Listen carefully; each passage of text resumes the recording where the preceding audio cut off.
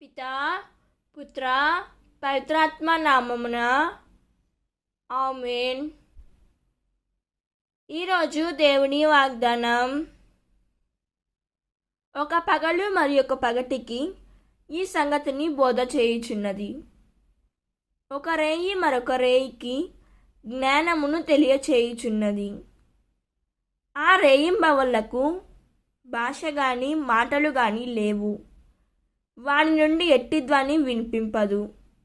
అయినను వాని స్వరము భూమి యందు అంతటా వ్యాపించినది. వాని సందేశము నేల అంచుల వరకు వినిపించుచున్నది. కీర్తన 12వ అధ్యాయం 1వ వచనం.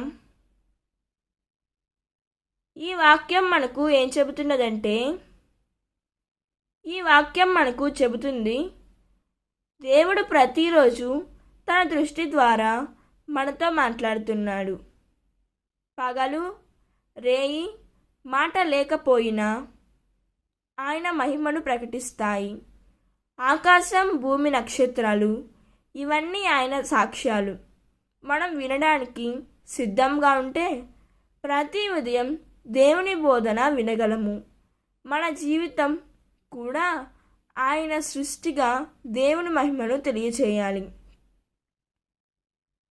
ఈ వాక్యం మనకు జీవమును కలుగజేయునుగాక.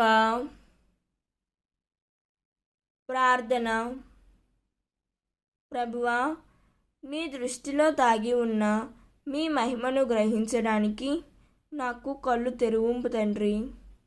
పగలు రేయి మారుతూ ఉండినట్లే నా జీవితము నీ సాక్ష్యముగా మారి ప్రతిరోజు నీ జ్ఞానాన్ని నేర్చుకొని నీ సత్యాన్ని తెలియజేయనట్లు నన్ను ఉపయోగించుము యేసయ్యా. మాట లేకపోయినా నా జీవితం ద్వారా నీ వాక్యం వినిపించినట్లు కృప దయచేయమని యేసుక్రీస్తు నామములో అడిగి వేడుకుంటున్నాం తండ్రి. ఆమేన్. God bless you.